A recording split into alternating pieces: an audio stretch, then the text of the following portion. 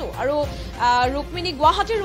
ৰুক্মিণী গাঁৱত বসবাস কৰিছিল নম্ৰতাই আইনৰ ছাত্ৰী নম্ৰতাই বৃহস্পতিবাৰে নিশা ওলাই গৈছিল ফ্লেটৰ পৰা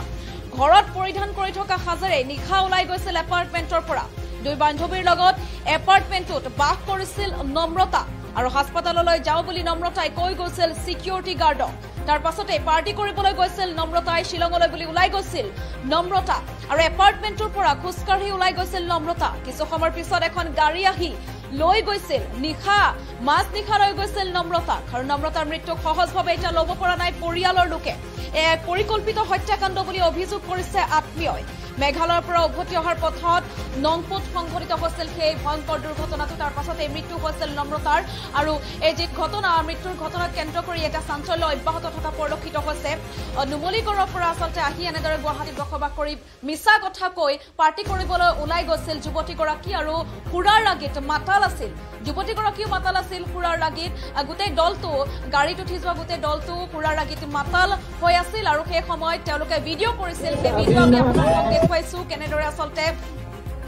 ঘৰৰ পৰা পঢ়িবলৈ আহি এনেদৰে পাৰ্টি কৰিবলৈ ওলাই গৈছিল আৰু পাৰ্টি কৰিবলৈ ওলাই গৈ আচলতে মৃত্যুক সাৱটিবলগীয়া হ'ল যুৱতীগৰাকীয়ে আৰু নম্ৰতা মৃত্যুক কেন্দ্ৰ কৰি এতিয়া সমগ্ৰ ৰাজ্যজুৰি প্ৰতিক্ৰিয়া প্ৰকাশ পোৱা পৰিলক্ষিত হৈছে শ্বিলঙলৈ বুলি যিহেতু ওলাই গৈছিল হাস্পতাললৈ যাওঁ বুলি মিছা কথা কৈ শ্বিলঙলৈ ওলাই গৈছিল পাৰ্টি কৰিবলৈ আৰু বিধায়কৰ পুত্ৰৰ সৈতে ওলাই গৈছিল এই সন্দৰ্ভত আমাৰ সৈতে কথা পাতিবলৈ মোৰ সতীৰ্থ সুকল্যাণ আছে মই তেওঁৰ পৰাও জানিবলৈ চেষ্টা কৰিম যিহেতু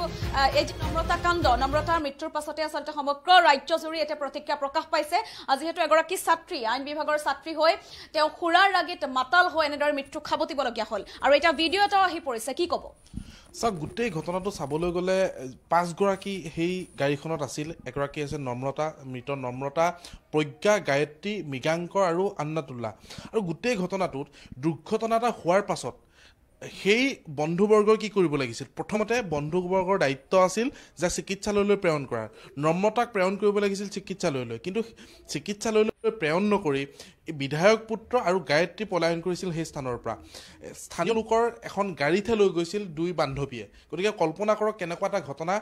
গুৱাহাটী মহানগৰীত সংঘটিত হৈছিল আৰু এই কাৰণেই এইকেইটা দিশৰ কাৰণেই গোটেই ঘটনাটোৰ ৰহস্যৰ আৱৰ্তত সোমাই পৰিছে যিখন বাহন দুৰ্ঘটনাগ্ৰস্ত হৈছিল সেই বাহনখনৰ আগত কোনো খুনা মৰা চিন নাই পাছত কোনো চিন নাই কেৱল পিছ চিটতে খুনা মৰা চিন আছে গতিকে দুৰ্ঘটনাগ্ৰস্তত পতিত হোৱা বাহনখনক লৈ এতিয়া ৰহস্য সোমাই পৰিছে ঘটনাস্থলীৰ পৰা পলায়ন কৰাৰ পাছত তেওঁলোকে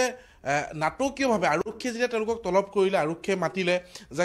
বাহনখনৰ গৰাকী আছিল আন্নাতুল্লাহ বিধায়কগৰাকীৰ পুত্ৰ গতিকে যেতিয়া AIDFৰ বিধায়কগৰাকীৰ পুত্ৰক মাতিলে তেতিয়া বিধায়কগৰাকীয়ে এজন যুৱকক লৈ গৈছিল আৰু এজন যুৱকক লৈ গৈ সেই যুৱকজনে সেই ঘটনাস্থলীত দুৰ্ঘটনাটো সংঘটিত কৰা বুলি তেওঁক থানাত হাজিৰ কৰাইছিল অতি এটা পৰিকল্পিত আৰু সেই ঘটনাটোৰ বাবেই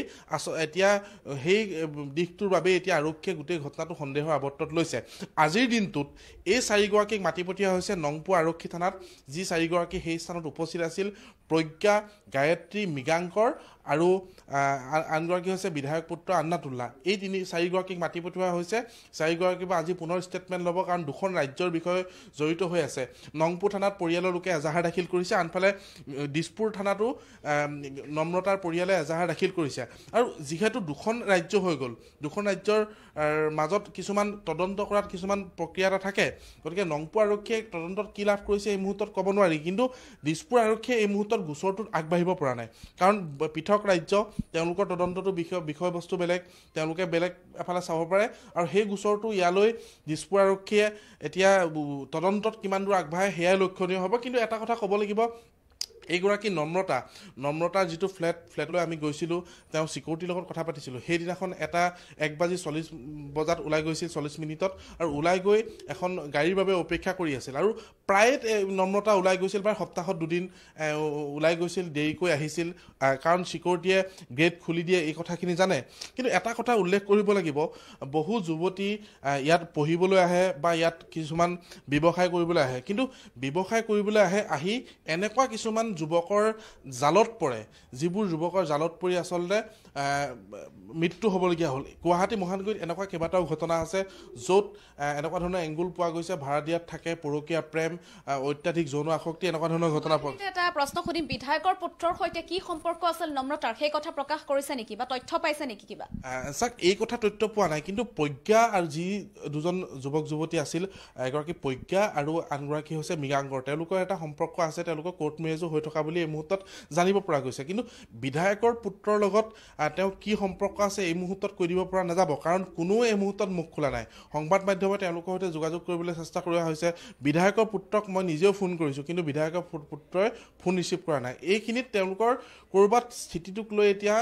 তেওঁলোকে যিহেতু মন্তব্য কৰা নাই সংবাদ মাধ্যমৰ আগত, সেইবাবেই গোটেই বিষয়টো সন্দেহৰ আৱৰ্তলৈ সোমাই পৰিছে। আৰু তাতকৈ সন্দেহৰ আৱৰ্তত তেওঁ কিয় আনে দুৰ্ঘটনা কৰিছে বুলি সেই স্থানলৈ আন এজন যুৱকক লৈ যাবলগীয়া হ'ল, কিয় তেওঁ ঘটনাস্থলীৰ পৰা পলাবলগীয়া হ'ল, এই বিষয়খিনি আটাইতকৈ গুৰুত্বপূৰ্ণ। আৰু যিখন বাহন দুৰ্ঘটনাত পতিত হৈছে, বাহনখনৰ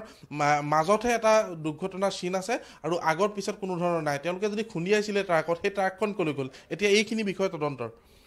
যিহেতু পুৱতি নিশা সংঘটিত হৈছিল সেই ঘটনা, আৰু প্ৰত্যক্ষদৰ্শীয়ে দেখা পাইছিল নেকি দুৰ্ঘটনা সংঘটিত হোৱা, কিবা তথ্য আহি পৰিছে নেকি? নংপুৰ থানাৰ পৰা সেই স্থান প্ৰায় 10 কিলোমিটাৰ, গতিকে এই মুহূৰ্তত আমাৰ দল ইতিমধ্যে ৰাওনা হ'ব সেই স্থানলৈ। কিন্তু সেই স্থানত এই মুহূৰ্তত আৰক্ষীয়ে কি পাইছিল, আৰক্ষীয়ে এই মুহূৰ্তত নংপুৰ আৰক্ষীয়ে আমাৰ হাতত দিয়া নাই বা আমাৰ সৈতে কথা বতৰা হওঁতে এইখিনি উল্লেখ কৰা নাই। কিন্তু সেই 5জন আছিল বুলি নংপুৰ আৰক্ষীয়ে কৈছিল। নংপুৰ আৰক্ষীয়ে মাতি পঠিয়াওঁতে বিধায়কৰ পুত্ৰ গৈ উপস্থিত হৈছিল, কিন্তু বিধায়কৰ পুত্ৰই প্ৰথমবাৰ উপস্থিত হওঁতে এজন যুৱকক লৈ গৈছিল আৰু সেই যুৱকজনক পৰিচয় দিছিল যে এই গাড়ীখনত তেওঁ আছিল। কিন্তু নংপুৰ আৰক্ষীয়ে ইয়াতকৈ পূৰ্বেই সেই গাড়ীখন তেওঁলোকে উদ্ধাৰ কৰিছিল, উদ্ধাৰ কৰি ঘটনাস্থলীত উপস্থিত হৈছিল। কিন্তু আৰক্ষীৰ মতে সেই গাড়ীখনত সেই যুৱকজন নাছিল, সেই গাড়ীখনৰ চালকৰ আসনত আছিল বিধায়কৰ পুত্ৰ আন্নাতুল্লাহ। গতিকে আন্নাতুল্লাহ আৰু আন 3জনক আজি নংপুৰ আৰক্ষী থানালৈ মাতি পঠিওৱা হৈছে। আজি আবেলি সময়ত নংপুৰ আৰক্ষী থানাত হাজিৰ হ'বগৈ, আৰু হাজিৰ হোৱাৰ পাছতে গোটেই ঘটনাটো কেনেকুৱা হৈছিল, তেওঁলোকে কি কৰিবলৈ গৈছিল, যিহেতু 1:40 ওলাই গৈছিল এগৰাকী নম্ৰতা, গতিকে গোটেই বিষয়টো ওলাই পৰিব।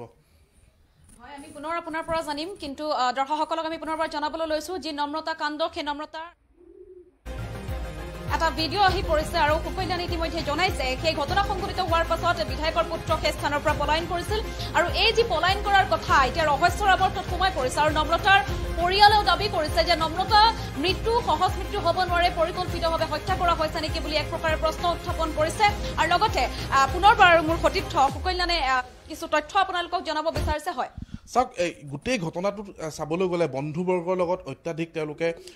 পাৰ্টি কৰিছিল, আৰু পাৰ্টি কৰাৰ ফলতেই এনেকুৱা ধৰণৰ এটা ঘটনা সংঘটিত হ'ল। কাৰণ যিটো ভিডিঅ' ইতিমধ্যে গাড়ীখনত উল্লেখ কৰা হৈছে, দেখুওৱা হৈছে, অত্যাধিক স্পীড তেওঁলোকে